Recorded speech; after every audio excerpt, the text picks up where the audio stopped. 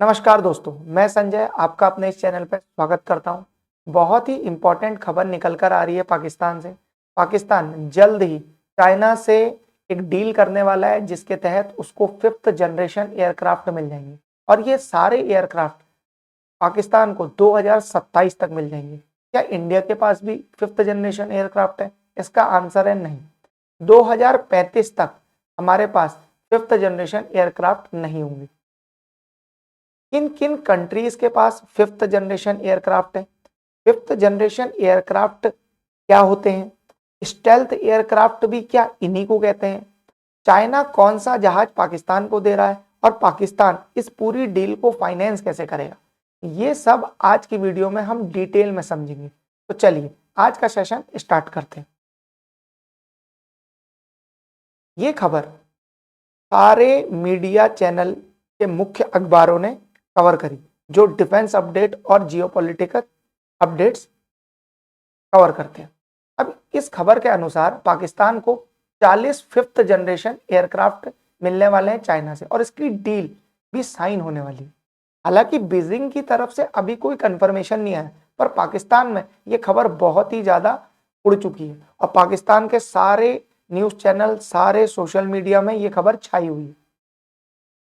अब ये समझते हैं ये कौन सा एयरक्राफ्ट है। ये है J-35। अच्छा, J-35 एडवांस एयरक्राफ्ट है जो चाइना के पास है। अब स्टेल्थ एयरक्राफ्ट क्या होता है, 5th जनरेशन एयरक्राफ्ट क्या होता है, इससे पहले ये देख लेते हैं कि 4th जनरेशन एयरक्राफ्ट क्या होता है।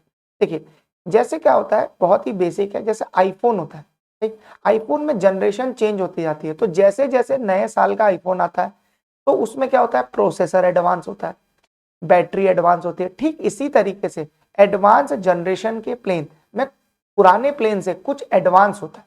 जैसे 4th जनरेशन जो एयरक्राफ्ट थे उनकी मैन्यूवरेबिलिटी काफी ज्यादा थी। उससे पहले के एयरक्राफ्ट इतने ज्यादा हवा में गोते नहीं खा सकते थे, इतनी ज्यादा कलाबाजियां नहीं कर सकते थे, पर 4th जनरेशन में यह आया। अच्छा, भारत में इसके एग्जाम्पल क्या है, सुखोई, राफेल, ये सब। अच्छा, राफेल थोड़ा और ऊपर का एयरक्राफ्ट है क्योंकि वो 4.5th जनरेशन, 4.5 5th जनरेशन नहीं, 4.5 जनरेशन का एयरक्राफ्ट है। मतलब उसमें कुछ ऐसी क्षमताएं जो 5th जनरेशन एयरक्राफ्ट में होती है, पर क्या वो 5th जनरेशन एयरक्राफ्ट नहीं। ठीक, अब देखिए दुनिया में 5th जनरेशन एयरक्राफ्ट किसको कहते हैं? 5th जनरेशन एयरक्राफ्ट या स्टेल्थ एयरक्राफ्ट उस एयरक्राफ्ट को कहते हैं जो रडार में दिखता नहीं। अब ये रडार क्या होता है? देखिए, जब कोई देश किसी दूसरे देश पर हमला करता है और एयरफोर्स के थ्रू करता है, तो फाइटर प्लेन मेरे देश की तरफ आ रहे हैं, ये मुझे कैसे पता लगेगा? ये पता लगता है रडार से। अब आपने सुना होगा मिसाइल डिफेंस सिस्टम का नाम, जैसे S-400 है। S-400 किसी भी प्लेन को तभी काउंटर कर सकता है जब वो रडार में दिखे। जैसे ही प्लेन उठा, अच्छा, S-400 के रडार में आया, तभी टारगेट लॉक हो पाएगा। अब स्टेल्थ एयरक्राफ्ट की ये खासियत होती है कि रडार में जो रेडियो वेव्स प्लेन की तरफ आती हैं और प्लेन से टकरा के वापस रडार में जाती है। सिंपल ये रडार का कॉन्सेप्ट। तो 5th जनरेशन एयरक्राफ्ट क्या करता है, उन रेस को एब्जॉर्ब कर लेता है। इसमें ऐसे मटेरियल्स की कोटिंग होती है कि वो एब्जॉर्ब कर लेता है। प्लस इसकी डिजाइनिंग भी ऐसी होती है कि ये रडार क्रॉस सेक्शन में बहुत ही छोटा दिखता है। अब जब छोटा दिखता है और एब्जॉर्ब कर लेता है, तो होता यह है कि रडार में ये दिख तो रहा होता है कि कोई ऑब्जेक्ट आगे आ रहा है, और उसमें टारगेट नहीं हो सकता। मिसाइल ऐसा नहीं कि पंछी, चिड़िया, छोटे ऑब्जेक्ट में टारगेट नहीं कर सकती। ये इशू होता है एयर डिफेंस सिस्टम में। स्टेल्थ एयरक्राफ्ट बिना पता लगे बहुत ही ज्यादा पास तक पहुंच सकता है एडवर्सरी के। अब जब एडवर्सरी के पास पहुंच जाएगा बहुत, तो रिस्पॉन्स का टाइम कम होगा। रिस्पॉन्स का टाइम कम होगा तो सरप्राइज फैक्टर आ जाएगा, और जिस कंट्री का एयरक्राफ्ट है, जिसके पास स्टेल्थ एयरक्राफ्ट है, उसे बड़ा फायदा होगा। तो ये स्टेल्थ एयरक्राफ्ट की खासियत है। अब ये समझते हैं कि दुनिया में ऐसे कितने देश हैं जिनके पास एयरक्राफ्ट है ये। तो देखिए, 5th जनरेशन एयरक्राफ्ट की शुरुआत सबसे पहले हुई यूएस की तरफ से। 1997 में यूएस ने एक जहाज अनवील किया, उसका नाम था F-22 रैप्टर, जो आपको लेफ्ट में दिख जाएगा। ठीक, अच्छा, ये बहुत ही एडवांस एयरक्राफ्ट है।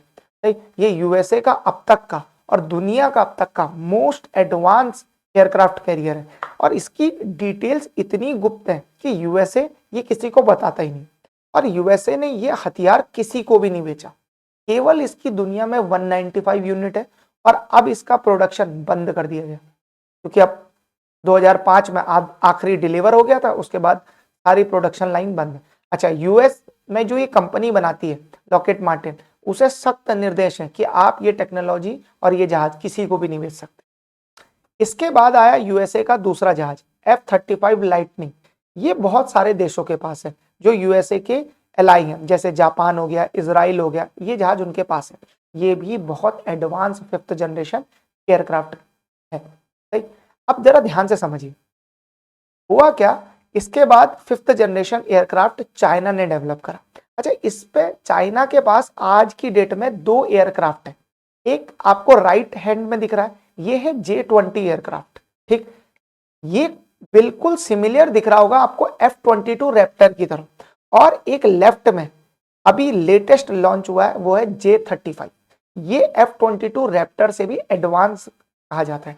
देखिए, जैसे जैसे देश जहाज डेवलप करते हैं तो एयरक्राफ्ट और उसमें भी फाइटर एयरक्राफ्ट, ये जो है एयरक्राफ्ट बनाने की टेक्नोलॉजी बहुत ही नीश होती है और उसमें भी 5th जनरेशन तो बहुत ही ज्यादा।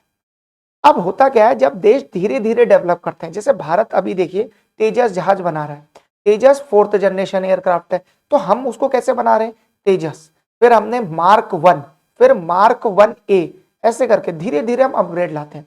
ऐसे ही चाइना ने भी करा, उन्होंने पहले J-20 बनाया, फिर अब J-35 लाए, तो J-35 एडवांस जहाज है, पहले ये समझिए।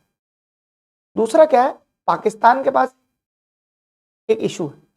वो इशू ये है कि पाकिस्तान के पास जो अभी जहाज है वो है F-16, सही, फ्रेंच मिराज ये जहाज है। अब ये जहाज जो है वो उनका सपोर्ट जो यूएसए से मिलता है, वो अभी सपोर्ट तो मिल रहा है, पर यूएसए पाकिस्तान को कोई नया जहाज बेचने को तैयार नहीं। पाकिस्तान का ट्रैक रिकॉर्ड ही इतना बढ़िया, एक ये रीजन है। दूसरा, भारत का दबाव रहता है, तो मल्टीपल दबाव।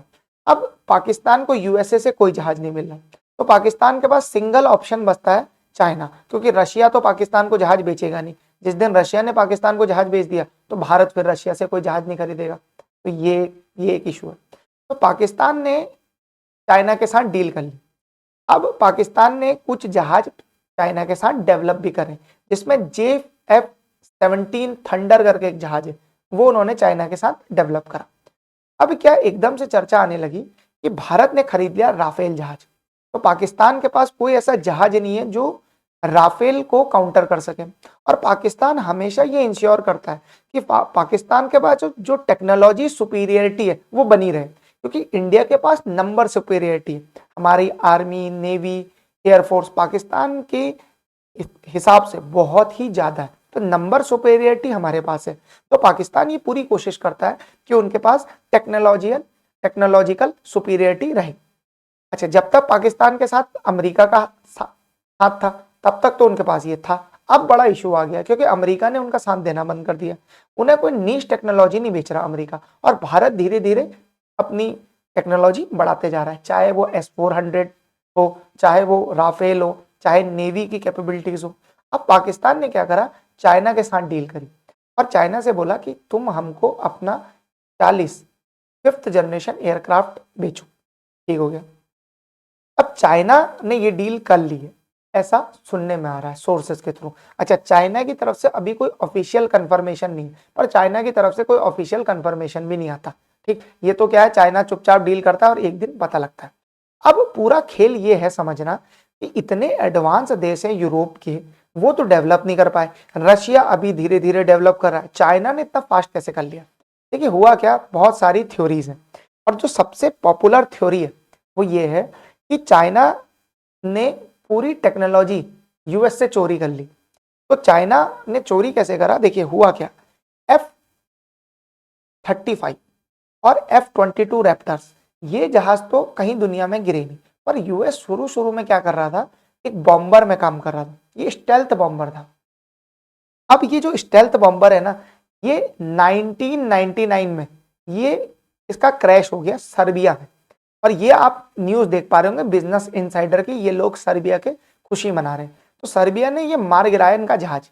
अब वो बाय लक था, बाय फ्लूक था, जो भी था, इनका जहाज गिर गया। और स्टेल्थ बॉम्बर गिराना उस समय बहुत बड़ी बात होती थी भाई, आज भी बहुत बड़ी बात है। स्टेल्थ एयरक्राफ्ट तो दिखते ही नहीं। अभी इसराइल ने ईरान पे अटैक किया तो ईरान को पता ही नहीं लगा कि कब F-35 इसराइल के उनके देश में घुसे, कब अटैक हुआ और कब वो वापस चले गए। इतना ज्यादा खतरनाक है ये स्टेल्थ एयरक्राफ्ट। और इसराइल के पास S-300 अवेलेबल है, जो दुनिया का सेकंड या third best air defence system है। पहला S-500 है, दूसरा S-400 है और तीसरा S-300। तो ये हालत है। अच्छा, अब क्या हुआ देखिए, समझिए। अब ये इनको मिल गया व्रैकेज, तो कहीं से ऐसा पता लगा कि चाइना ने क्या करा, ये व्रैकेज से स्टेल्थ एयरक्राफ्ट की टेक्नोलॉजी चोर ली जहां जहां से। अच्छा, फिर चाइना क्या करता है, साइबर एस्पियोनाज का भी बहुत ही यूज करता है चाइना के एजेंट से। तो उन्होंने बहुत सारी इंफॉर्मेशन निकाल ली, और जब बहुत सारी इंफॉर्मेशन निकाल ली तो फिर चाइना का ये जहाज आया, देखिए J-20। अच्छा, बिल्कुल हूबहू यूएसए के जहाज की तरह दिखता है। ये देखो, मैं आपको F-22 रैप्टर दिखाता हूँ। आप ये देखो और ये चाइना का जहाज देखो। इसको आप छोड़ दो, ये कनार्ड विंग्स को, सही है, इसको छोड़ के पूरा जहाज एक है। अच्छा, एक और चीज है, यहाँ ये इंजन, ये वाले, इसको छोड़ के, क्योंकि ये टेक्नोलॉजी चाइना से बनी नहीं। अब यूएसए कुछ टेक्नोलॉजी लीक नहीं हुई होगी, या चाइना के लोग रिवर्स इंजीनियरिंग नहीं कर पाए होंगे, तो ये एक रीजन।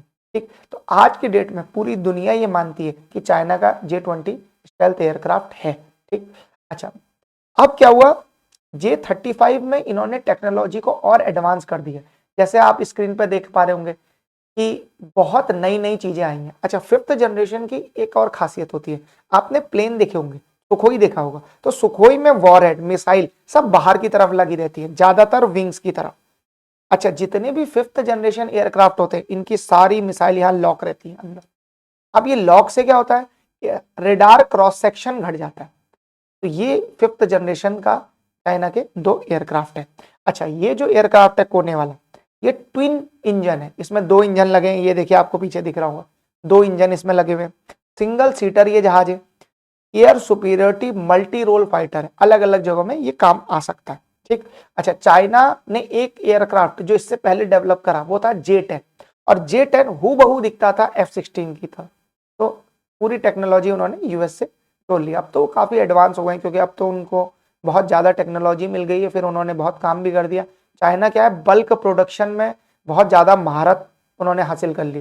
पाकिस्तान को भी वो 2 साल में जहाज इसीलिए डिलीवर कर पा रहे क्योंकि सारा पार्ट्स, सब चीज उनके देश में बन रहा है। अभी यूएसए में क्या होता है, जो F-35 है उसके सारे पार्ट्स यूएसए में नहीं बटते, कुछ नेटो एलाइज में, जैसे कुछ मान लो तो तुर्की बना रहा है, कुछ यूरोप के पार्टनर्स वो देश बना रहे हैं, कुछ इजराइल बना रहा है, तो वहां से पार्ट प्रोक्योर करने में समय लगता है। पर चाइना के साथ कोई दिक्कत नहीं, चाइना के सारे पार्ट्स उन्हीं के देश में बनते हैं, और मास प्रोडक्शन में चाइना चैंपियन है। चाइना एयरक्राफ्ट 2-2, 3-3 साल में बना देता है। एयरक्राफ्ट कैरियर की मैं बात कर रहा हूँ, उतना बड़ा एयरक्राफ्ट कैरियर जो भारत में जिसको बनने में 10 साल लगते हैं, सही, अमेरिका में जिसको बनने में 6-7 साल लगते हैं, वो चाइना 2-2 साल में बना दे रहा है। तो चाइना में मास प्रोडक्शन बहुत ही ज्यादा स्पीड से होता है। तो ये है बात। तो ये बॉम्बर वाली कहानी हमने समझ ली पूरी, ये देखिए। अच्छा, अब सवाल ये आता है कि F-35 के कितने वेरिएशन है, जो हमने अभी वो देखा। देखिए, F-35 के 3 वेरिएशन है। अब आप आगे देखेंगे J-35 भी ऐसा ही प्रोग्राम रहता है। उसमें क्या रहता है, ABC।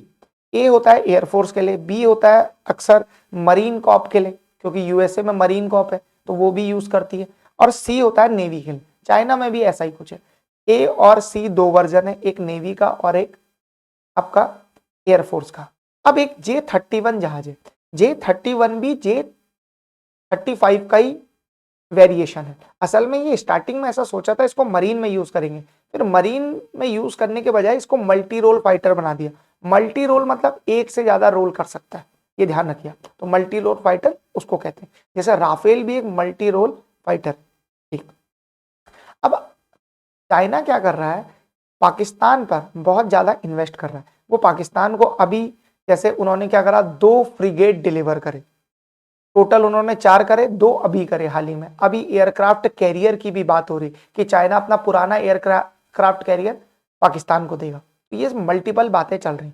और सवाल ये उठता है, पाकिस्तान का पैसा किधर से, वो तो IMF की डील ले रहे हैं, उनके पास तो पूरा देश दिवालिया होने की कगार पे, देखिए इसमें दो बातें जो आपको समझनी बहुत आवश्यक है। पाकिस्तान में जो आर्मी है ना, उसके अपना सेपरेट बिजनेस है, सेपरेट टर्नओवर है। तो क्या पाकिस्तान आर्मी की इतनी कैपेबिलिटी है कि वो चाइना से खरीद सकते हैं जहाज? बिल्कुल खरीद सकते हैं। दूसरा जो इंपॉर्टेंट है यहाँ पे वो समझना है, चाइना पाकिस्तान को हर चीज लोन पे बेच देता है। ठीक, अच्छा अब आप कहेंगे तो लोन तो कभी वापिस ही नहीं आना, नहीं आ जाएगा।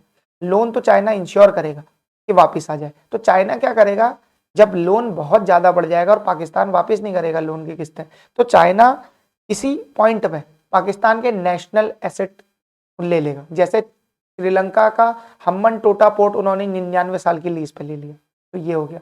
दूसरा ये भी हो सकता है कि चाइना किसी पाकिस्तान का कंट्री का पार्टी ले ले, जैसे बलूचिस्तान, ग्वादर, और जैसे पाकिस्तान ने एक अपना हिस्सा पीओके वाला वो चाइना को दिया है, तो ऐसे ही आगे ये डील हो सकती है। अच्छा, चाइना क्यों देता है पाकिस्तान को? इसका और भी कई रीजन है। एक तो क्या है, पाकिस्तान पे जितना ज्यादा डेट रहेगा चाइना का, उतना ज्यादा पाकिस्तान चाइना पे डिपेंडेंट होगा। दूसरी बात यह है कि पाकिस्तान क्या करता है, स्विंग स्टेट की तरह, कभी वो यूएसए के पाले में चले जाता है, कभी चाइना के।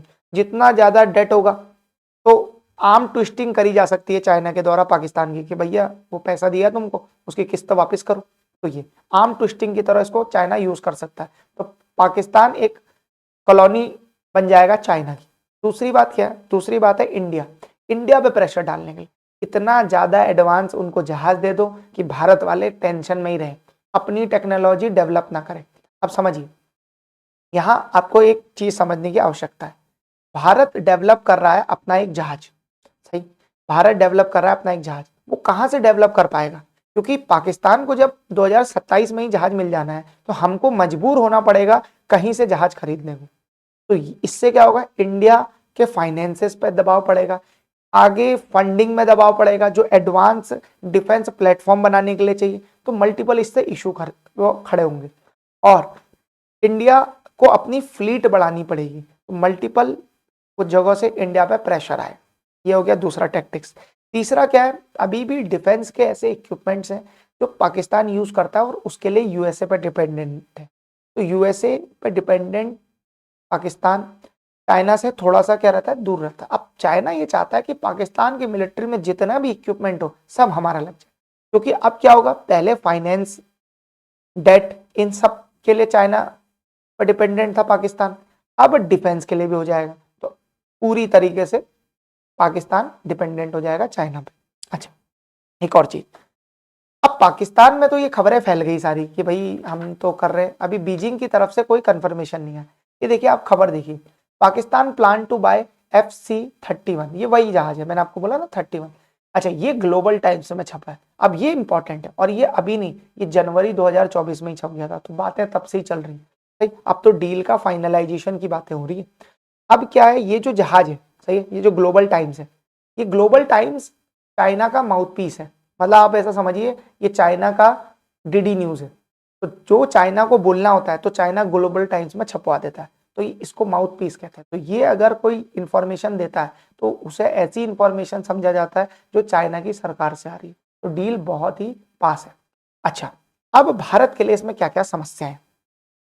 देखिए, पहली समस्या तो ये है, जो आगे हम डिटेल में डिस्कस नहीं करेंगे, जिसका जहाज से कोई लेना देना नहीं, वो ये है कि हमें पता ही नहीं है कि चाइना के जहाज कितने एडवांस है। क्योंकि देखो, हमें ये भी पता है F-35 क्या कर सकता है, हमें हमें कल को ये भी पता लग जाएगा कि रशिया का Su-57 क्या कर सकता है। अच्छा, रशिया एक और कंट्री है जिसके पास 5th जनरेशन एयरक्राफ्ट है Su-57, और अब वो एक नया एयरक्राफ्ट बना रहे हैं दुनिया को बेचने के लिए, वो है Su-75। ठीक, तो हमें एक दिन पता लग जाएगा कि रशिया का जहाज क्या कर सकता है, हमें ये भी पता है कि F-35 क्या कर सकता है। ये कैसे पता लगेगा? ये पता लगेगा, इंडिया बायलेटरल एक्सरसाइज करता है। तो जब एक्सरसाइज करता है तो अपने को पता लग जाता है कि ये कैपेबिलिटी है जहाज की। चाइना के जहाजों की कैपेबिलिटी नहीं पता, क्योंकि इंडिया चाइना के बीच में कोई एक्सरसाइज ही नहीं होती। तो हमें उनकी कैपेबिलिटी नहीं पता, उन्हें हमारी नहीं पता, पर उनके पास 5th जनरेशन एयरक्राफ्ट है। अब हमें कभी पता ही नहीं लगेगा, ये एक इशू है। तो पाकिस्तान के पास हमेशा एलिमेंट ऑफ सरप्राइज रहेगा। ये पहला मिलिट्री स्ट्रेटेजी के रिगार्डिंग बहुत ही बड़ा टेक्टिकल एडवांटेज है पाकिस्तान में, समझ रहा? तो ये हो गया पहली चीज।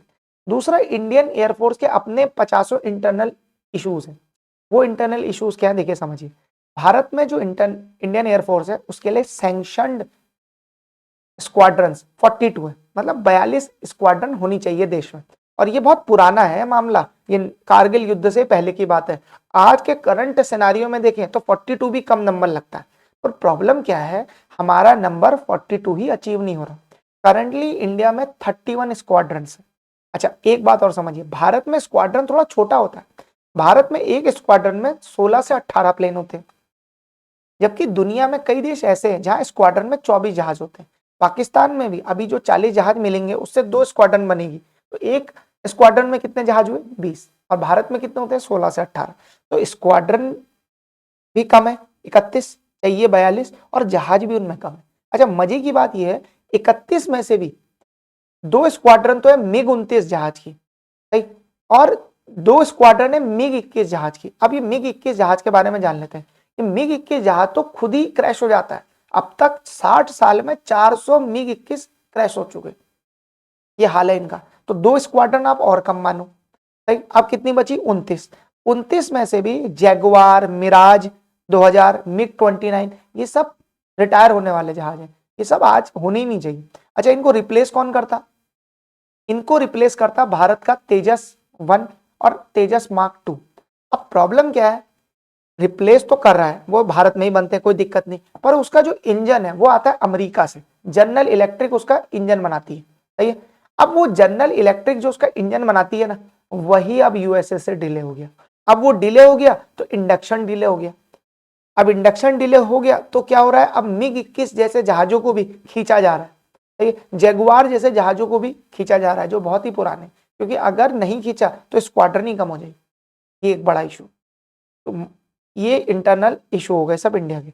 अच्छा, अब इंडिया ने क्या करा 2007 में, सही। एक हमारे वहां क्या है, रेड टेपिज्म भी बहुत है, सही। हम एक कोई डील निकालते हैं और उस पर काम करते करते हमें सालों बीत जाते हैं। जैसे मैं एग्जांपल देता हूँ, 2007 में ही ये पता लग गया था कि हमारी जो डील है, हमें जहाजों की आवश्यकता पड़ेगी भविष्य में।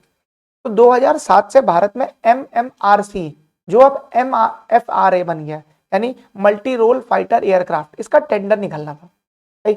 उस समय भारत ने सोचा हम 128 जहाज खरीद लेते हैं, 108 जहाज भारत में बनाएंगे। उस समय ये सब हुआ, राफेल वाफेल इन सब की टेस्टिंग हुई, राफेल आया, यूरो फाइटर आया, मल्टीपल टेस्टिंग हुई, पूरा तामझाम चला। 2014 में नई सरकार आई, नई सरकार ने 36 राफेल खरीद लिए गवर्नमेंट टू गवर्नमेंट डील से। उसमें इतना इशू हुआ इस देश में कि भाई इसमें पैसा लिया गया है, इसके दाम ज्यादा है, सही, इतना इशू हो गया कि अब तक, आज है 2024, स्टार्ट कब हुआ था 2007 में, अब तक MFRA की डील ही पूरी नहीं हुई।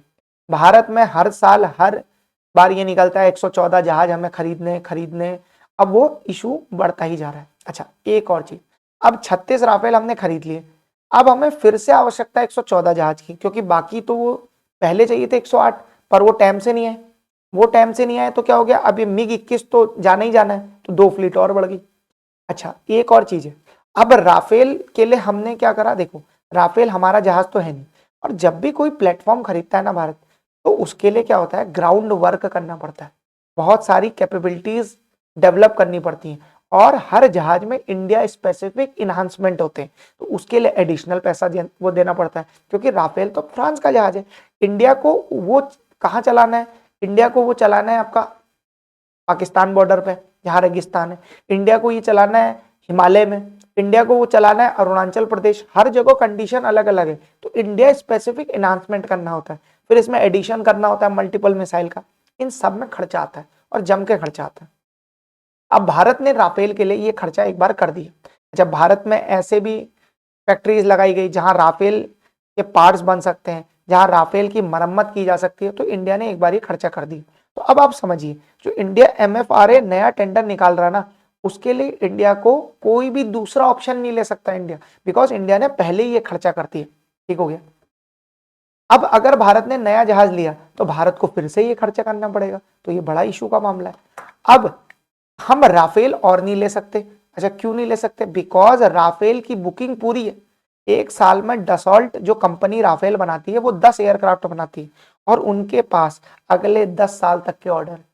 तो कहां से लोगे 114? और जब तक वो इंडियन एयरफोर्स में इंडक्ट होंगे तब तक आ जाएगा 2035-36।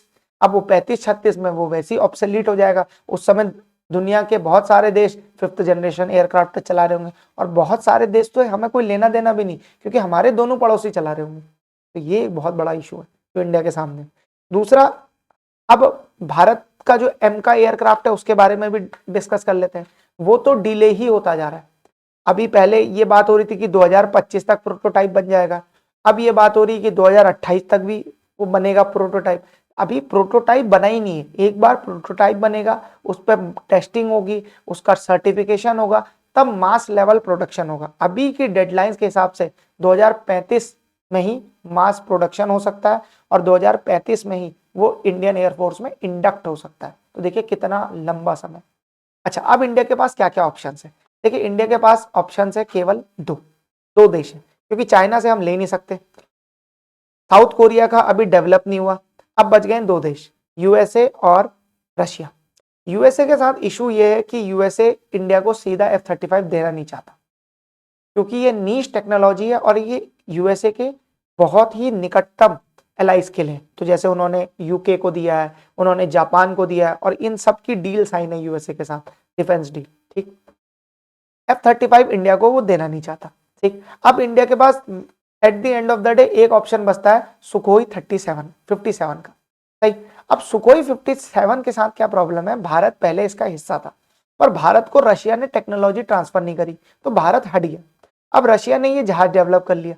स्टार्टिंग में तो ये तक कंसर्न थे कि ये जहाज 5th जनरेशन, धीरे धीरे रशिया ने इस पर काम किया और रशिया की तरफ से इशू ये था कि रशिया जो इंजन इस जहाज में लगा रहा था वही 5th जनरेशन नहीं था। अब खुद सोचो, अगर इंजन पुराना होगा तो वो बहुत हीट जनरेट करेगा, अगर वो बहुत हीट जनरेट करेगा तो रेडार में वो दिखने लगेगा और हीट सिग्नेचर मिसाइल्स होती हैं कुछ, उन्हें भी दिखने लगेगा। तो रशिया ने एक नया इंजन बनाया, उसका नाम है AL-51। अब वो बना लिया, तो अब ये 5th जनरेशन एयरक्राफ्ट की कैटेगरी में आ चुका है। अच्छा, रशिया का ऑफर बहुत ही बढ़िया है भारत के लिए। क्यों बढ़िया है? क्योंकि एक तो रशिया बोल रहा है कि हम इसमें हाइपरसोनिक मिसाइल भी आपको अटैच करके देंगे, तो ये हो गया एक चीज। एक इसमें इंडिया स्पेसिफिक एनहांसमेंट करेंगे। दूसरा हमारा रशियंस के साथ डील करना, मतलब ये हमारा कोई पहली बार नहीं होगा, हमारे को बहुत बड़ा एक्सपीरियंस है। हमारे पास पहले ही सुखोई 30 MKI है और वो इंडिया में बनते हैं हाल में, तो वहीं ये भी बन जाएंगे, ये भी हो जाएगा। अच्छा, पूरी पेमेंट रशिया INR में लेने को तैयार है, इंडियन रुपीज में, डॉलर में भी लेने को तैयार नहीं। अभी 2025 में पुतिन भारत में आने वाले हैं, तो ये रशिया इंडिया को ऑफर कर सकता है कि India government to government deal के तहत 60 से 70 तुरंत प्रोक्योर कर ले जहाज, और रशिया फटाफट ये इंडिया को डिलीवर भी कर पाएगा। सही, क्योंकि आधे तो इंडिया में ही बनेंगे, 15-20 वहां से आएंगे, बाकी सारे इंडिया में बनेंगे, तो फटाफट इंडिया इसका प्रोडक्शन कर सकता है। तो सबसे ज्यादा बेस्ट ऑफर इंडिया के पास अभी यही। अच्छा, रशिया ने एक और जहाज डेवलप कर लिया, ये जो आप लेफ्ट हैंड साइड में देख रहे हो, राइट में तो SU-57 ही, ये है SU-75 लाइटनिंग, लेकिन अभी ये 2026 में आएगा, तो अभी तो इसके बारे में कुछ ज्यादा पता नहीं। अब इंडिया को करना क्या चाहिए? देखिए, एक तरफ तो इंडिया को 60-70 जहाज कहीं से जहां से भी अवेलेबल है तुरंत खरीदने चाहिए 5th जनरेशन, और अपना एम का को स्पीड देनी चाहिए और उस पर फंड ज्यादा डालने चाहिए, डिफेंस बजट को बढ़ाना चाहिए, क्योंकि बिना डिफेंस बजट के हम इतने बड़े बड़े टारगेट्स और अपने 2 एडवर्सरियों को जो हमसे ज्यादा पावरफुल है, मतलब चाइना तो हमसे ही पावरफुल ज्यादा, वो अपनी पूरी मिलिट्री कैपेबिलिटीज और फाइनेंस कैपेबिलिटीज से पाकिस्तान को नए नए एडवांस हथियार दे रहा है। तो ये एक बहुत बड़ा इशू है इंडिया के सामने। अच्छा, जाते जाते एक सवाल जो आपको करना है, ठीक, और इसका आंसर मुझे कमेंट सेक्शन में देना है, वो ये है कि कौन सा ऐसा देश है जिसका ग्रीनलैंड हिस्सा है। ग्रीनलैंड आजकल बहुत न्यूज में है, क्योंकि डोनाल्ड ट्रंप ने ये बोला है कि हम ग्रीनलैंड हथिया लेंगे। तो आपको ये बताना है कि कौन सा ऐसा देश है जिसके पास अभी Greenland. Germany, France, Denmark, Canada. आपको ये वीडियो कैसा लगा हमें जरूर बताइए। Thank you very much for your time.